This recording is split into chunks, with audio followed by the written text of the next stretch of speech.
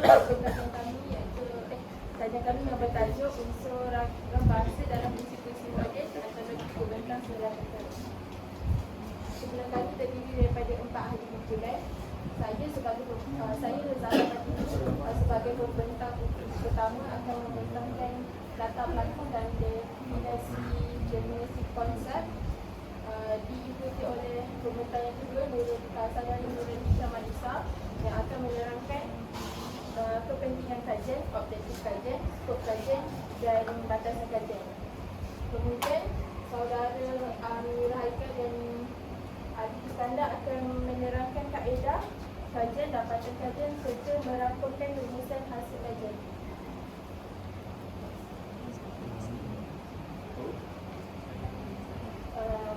Untuk perkara yang pertama, latar belakang kajian. Seperti yang kita tahu, Malaysia melahirkan ramai penulis dan sastrawan negara yang telah menghasilkan karya serta puisi Melayu yang mempunyai yang kaya dengan segi keindahan bahasa serta budaya masyarakat di masyarakat Melayu. Karya-karya penulisan serta puisi Melayu ini mengandungi banyak aspek yang terkait. Satu, susunan tata bahasa yang dramatis atau unsur bahasa yang sesuai. Karya itu akan berkaitan sehingga keindahan serta makna yang tergantung bakal suka untuk disampaikan kepada pendengar atau pembaca. Setiap genre penulisan itu akan mengaplikasikan unsur dan konsep bahasa yang berbeza dalam setiap karya. Oleh itu, antologi kesusasteraan Melayu moden tingkatan 4 dan 5 telah dipilih, iaitu Pembukaan Serang Peta telah dipilih sebagai bahan kajian kami kerana karya penulisan ini menawarkan kepelbagaian penggunaan konsep dramatik yang sesuai dengan objektif kajian yang mengkaji salah satu cabang dramatik, iaitu ragam bahasa.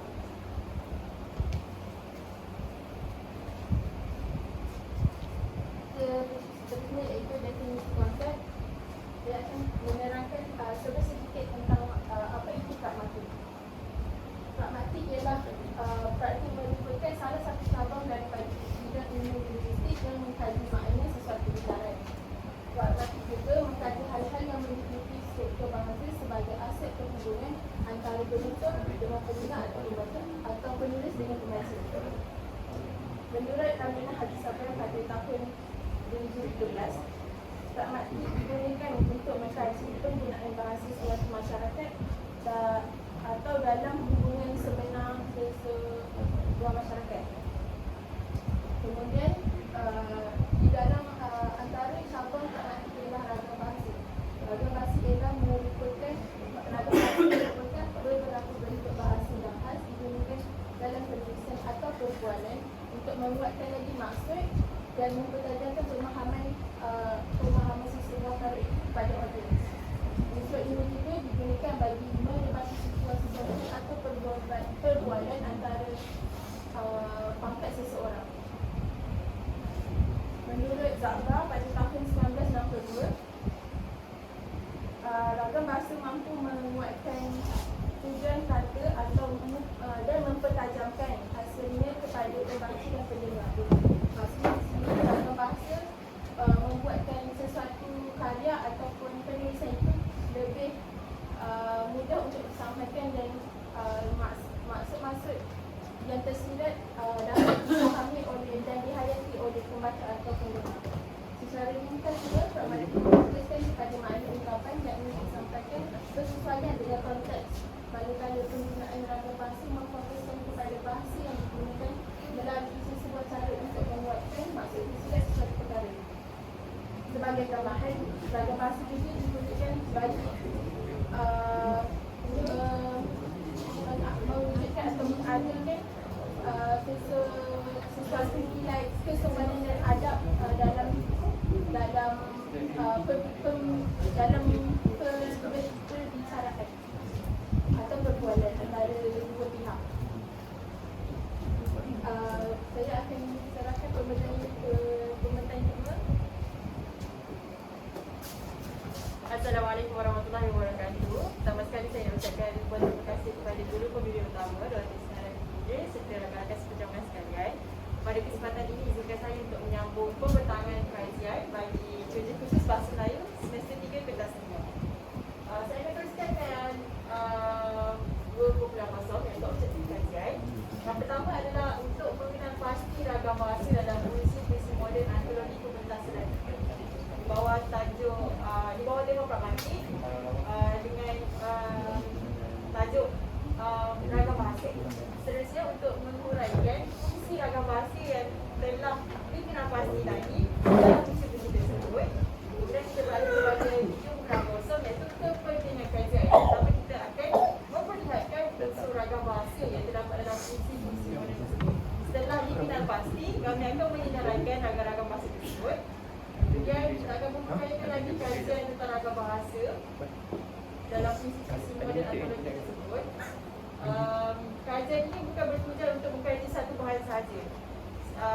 Diharapkan pihak audiens setelah mendengar kajian kami boleh mempelajari lebih banyak lagi jenis ragam bahasa dalam bahan lain, dalam karya yang lain.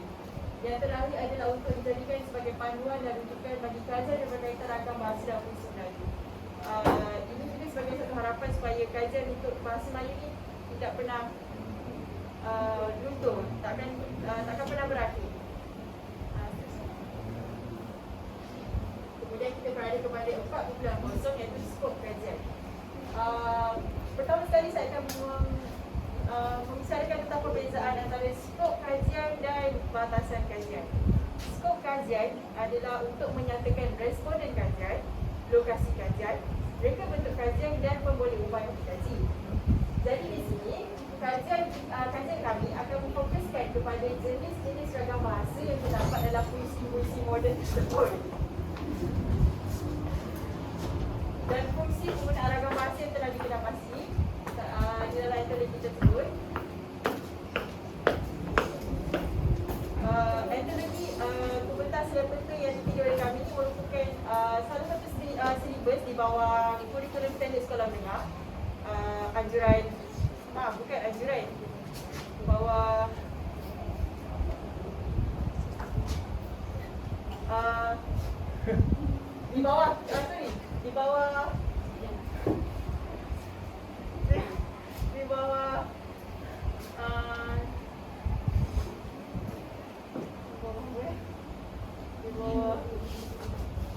Di bawah Kementerian Pendidikan Malaysia.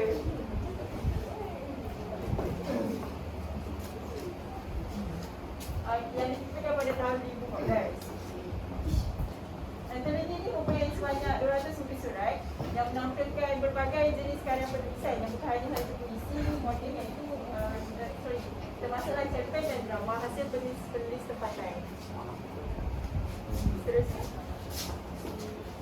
batasan kajian 50 kosong akan menerangkan tentang kajian ini dilaksanakan terhadap 15 buah puisi yang dipilih dalam antologi pementasan level tersebut.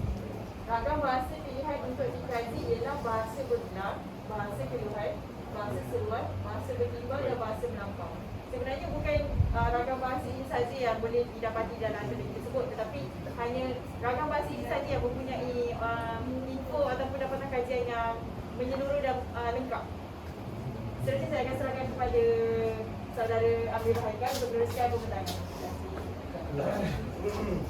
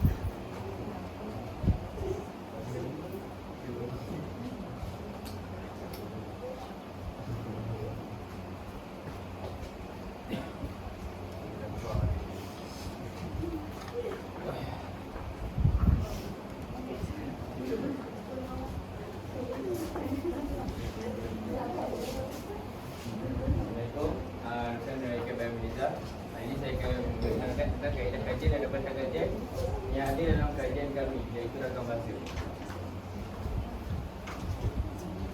Antara kaedah kajian yang digunakan di dalam kajian kami iaitu pengumpulan data dan penganalisan data. Kaedah yang terkandung dalam pengumpulan data ialah kajian perpustakaan dan analisis teks. Kajian perpustakaan digunakan bagi mencari definisi dan maksud daripada pelbagai sumber daripada puisi yang dikaji. Analisis teks juga digunakan sebagai teks dalam puisi untuk mengkaji maksud puisi yang terdapat dalam analogi berusaha sebuah benda. Penganalisisan data pula, kami menggunakan kaedah mengkategorikan mengikut unsur. So, seberapa banyak unsur yang ada, seberapa banyak unsur ragam bahasa yang ada dalam kajian kami mengkategorikan mengikut unsur ragam bahasa. Bukan itu saja, kami juga mendeskriptifkan fungsi ragam bahasa yang dikaji. Sebagai contoh,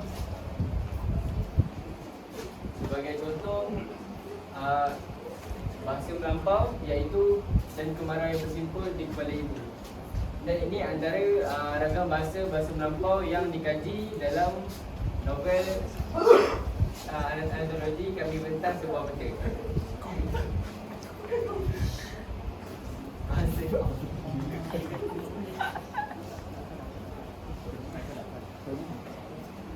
Terdapat 4 ragam bahasa yang dikaji oleh kumpulan kami, iaitu bahasa melampau, bahasa kibuan, bahasa barulang dan bahasa seruan.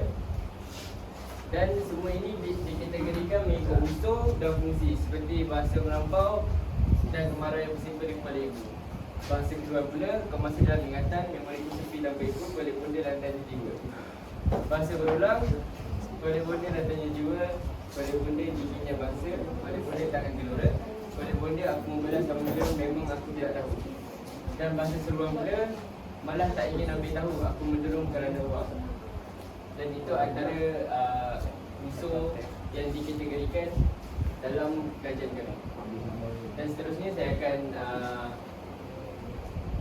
akan memberikan ucapan yang seterusnya kepada sahabat saya, Alif Iskandar.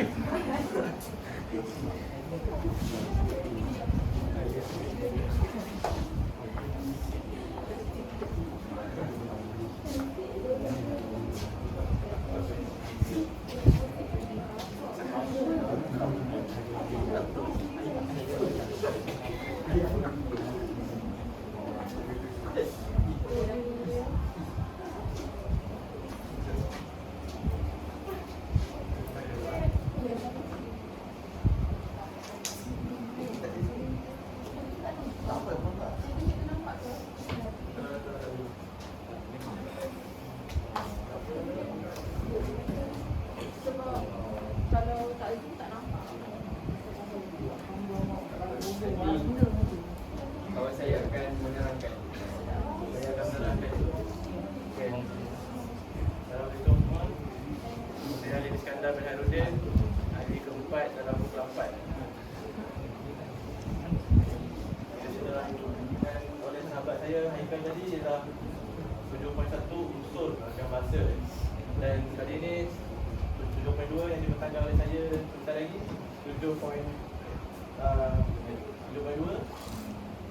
fungsi ragam bahasa. Baiklah. Ragam bahasa 7.2 ni. Okay, yang pertama kat sini dalam kajian kami ni ada kami dalam novel yang kami kaji ni ada 5 ragam bahasa yang kami jumpa dalam banyak-banyak ragam bahasa tu. Ada 5 yang kami jumpa. Dan dekat sini kami jumpa bahasa melampau. Untuk pengetahuan cikgu, total yang kami jumpa dalam kajian kami ada 20. Untuk campur 5 ni semua. Okay, kalau cikgu nak tahu bahasa melampau ni, kurungan 5 ni total bahasa melampau yang kami jumpa. Dan ini salah satu dia. Okay, kat sini dia kata kita berfikir tentang sejuta mimpi.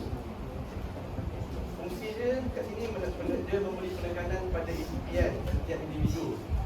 Dan untuk pengetahuan cikgu, bahasa melampau yang contoh saya ambil ni dia ada dekat muka surat 7 dalam novel kami. Dan yang kedua, bahasa berulang. Ada 7 yang kami jumpa dan ini salah satunya. Itu berbunyi kolek bonda lantai jiwa, kolek bonda dinding negangsa, kolek bonda tahan gelora, kolek bonda membelah samudera.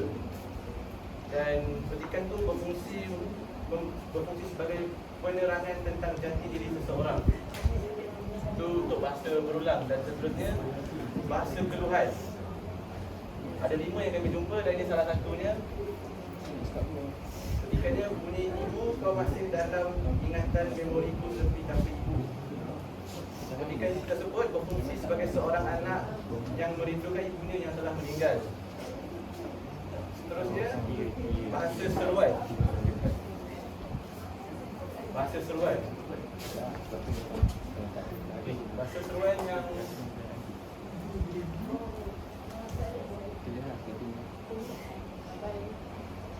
bahasa seruan yang kami jumpa ada 2 sahaja, tak banyak. Dan ini salah satunya lah untuk bahasa seruan. Dia petikan yang saya ambil ni berbunyi begini. Memang aku tidak tahu marah, tak ingin ambil tahu, aku menderum kerana wang. So, petikan tersebut berfungsi menunjukkan semua tindakan ditolak pada pasien hanya kerana inginkan wang semata-mata. Boleh rujuk di muka surat 17 dalam novel Anatologi. Dan yang terakhir sekali, ragam bahasa bertimbal. Hanya ada 1 sahaja yang kami jumpa. Dan inilah dia. Ianya berbunyi perahu kecil, lautnya ganas. Untuk bahasa bertimbal. Dan itu berfungsi dia sebagai pengajak sedar akan kemampuannya yang masih banyak kelemahan sedangkan halangan yang ditempuh sangat mencabar. Dan selesai untuk jawapan 2 yang berfungsi, dia akan masuk ke 8.0 rumusan kajian. Kat sini saya ada listkan poin-poin daripada yang telah ditulis oleh tadi pula saya. Antaranya rumusan yang kami dapat ialah terdapat beberapa jenis ragam bahasa dalam koleksi puisi moden dalam karya kami, iaitu Alam Tentang Selai Peta ni lah. Dan bukan itu saja, kami juga dapat mengenal pasti unsur ragam bahasa, iaitu bahasa keluhan, bahasa melampau, bahasa berulang, bahasa bertimbal dan bahasa seruan. Dan yang ketiga, kami juga telah menganalisis setiap ragam bahasa tersebut untuk mengenai fungsi setiap ragam bahasa tersebut. Menganalisis dengan lebih mendalam untuk mengetahui sama ada untuk dari segi emosi dan penghayatan yang lebih mendalam dalam penghasilan puisi-puisi ini.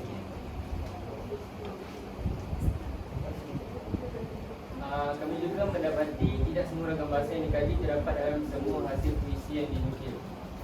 Sebagai contoh, dalam satu puisi kami ada terjumpa 2 ataupun 3 ragam bahasa.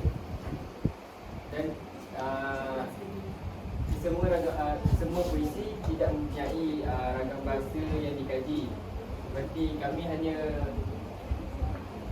dapat menemukan ragam bahasa dalam 14 puisi daripada 4 puisi. Itu saja. Dan seterusnya untuk 9.0 yang terakhir ialah penutup. Sebagai penutup kajian ini secara langsung telah menguraikan salah satu unsur dalam bidang pragmatik yang sedang dipelajari, iaitu ragam bahasa. Dan untuk objektif yang pertama kajian ini iaitu menyelesaikan ragam bahasa telah pun tercapai, bersama juga dengan objektif kedua iaitu menganalisis fungsi ragam bahasa yang ditemukan dalam kajian ini juga telah berjaya. Dan harapan berkaji orang ramai akan mendalami bahasa Melayu dan akan terus memartabatkannya. Sekian itu saja daripada kami kumpulan 4. Kalau ada soalan, saya angkat tangan. Bibliografi dengan lampiran. Sabar. Print sekali untuk hard copy ya. Okey, ada soalan? Banyak yang Satu je. Saya guna balik. Tak boleh sebut soalan banyak bila tengok pembentahan apa. Dia ni satu berbanding tiga, satu berbanding. Okey, sikit. Nak tanya, boleh tak terangkan pasal bahasa bertimbal tu yang berauni kecil air laut Terengganu tu? Oh, bahasa bertimbal. Tak balik masuk. Ni. Bahasa bertimbal ni tak susah pun. Dia menekankan unsur yang berlawanan ataupun yang sama dekat. Contohnya macam ni, perahu kecil lautnya ganas. Dia macam Okey, dia timbal. kecil dan ganas tu macam ditimbalkan juga. Macam bertentangan. Laut tu kecil tapi dia macam tak sesuai dengan keadaan laut yang lain. Kalau gitu. Contoh lainnya dalam buku ada. Anjing yang lari jangan dikejar. Yang Betul. kecil. Anjing yang lari jangan dikejar. Itu salah satu contoh untuk bahasa bertimbal. Okey. Ada lagi? Ya, faham? Dia macam bertentangan lah dalam bentuk bertentangan. Macam perahu kecil lautnya ganas. Faham? Timbal ni macam berlawan lah. Apa yang masuk dia dah? Kecil tapi ganas. Ya. Besar tapi lembut. Ini soalan. Ya, satu. Sebabnya satu ni tanya. Dia dah tanya dah. Okey, ha. Boleh. Apa perbezaan antara bahasa keluhan dengan bahasa seruan? Bahasa seruan dengan bahasa seruan kita dapat lihat pada dua bentuk. Satu dalam penulisan, satu dalam perbualan perbicaraan. Kalau bahasa seruan senang untuk kita kena pasti sebab bahasa seruan Assalamualaikum. Assalamualaikum.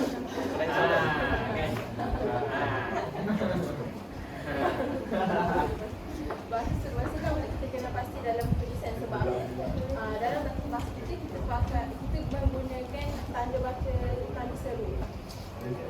Namun kalau untuk dalam perbualan biasanya kita akan tengok pada kita akan dengar pada nada yang digunakan.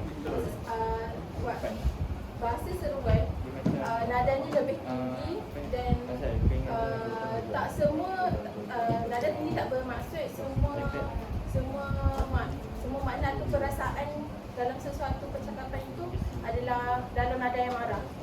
Dia boleh jadi mungkin dia hanya menjerit. Kalau bahasa keluhan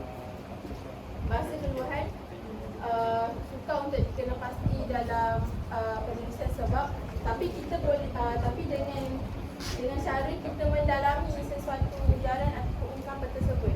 Jadi biasanya bahasa keluhan kita dapat kena pasti dengan penggunaan nada yang lebih melankolik atau bersedih. Jadi bila kita baca ungkapan tersebut nada ataupun perasaan yang kita dapat daripada ungkapan tersebut ialah perasaan yang sedih atau bersalin. Terima kasih cikgu. Assalamualaikum, kepentingan menggunakan ragam bahasa dalam kehidupan saya. Sejauh manakah kepentingan ragam bahasa dalam kehidupan harian kita? Okay, macam yang kita tahu kalau kita belajar fisik dan unsur-unsur bahasa yang ada, kita dapat tahu macam okay, sebagai contoh Aziz mengeluh. And then kita tahu bahasa yang kemudian kita tahu apa yang digunakan, bahasa yang digunakan oleh Aziz itu bahasa keluhan. Okay. Sebagai contoh lain, Akmal menggunakan bahasa melampau.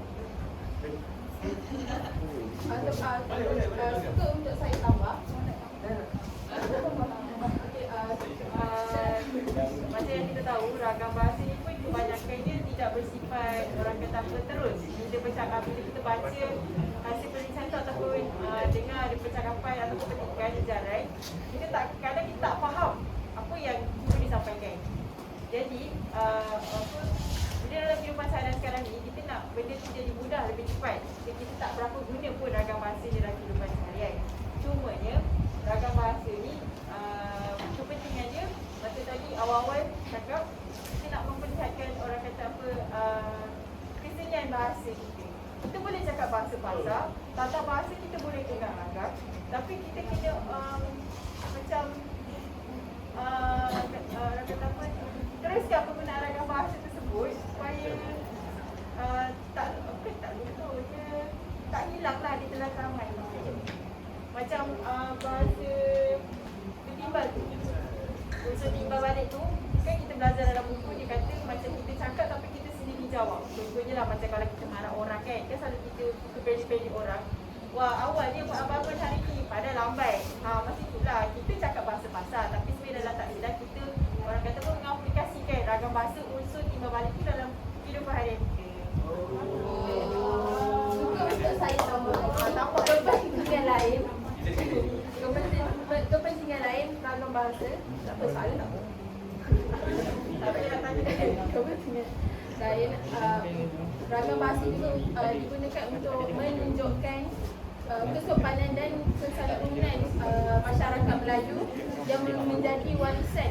Jadi bila kita guna ragam bahasa yang sesuai dalam perbualan, kita dapat menunjukkan, tak adalah waktu kita nak cakap dengan orang yang lebih tua atau status pangkatnya yang lebih tinggi, kita menjerit-jerit ataupun cakap dengan bahasa yang lebih kasar. Okey, itu sahaja dari kami. Benar kan? Habis, dan itulah kerjanya pragmatik ni. Kita boleh ekspres ni, kita nak sampaikan kata. Itulah pragmatik sebab dia social impact kehidupan. Okey. Satu je saya nak tanya.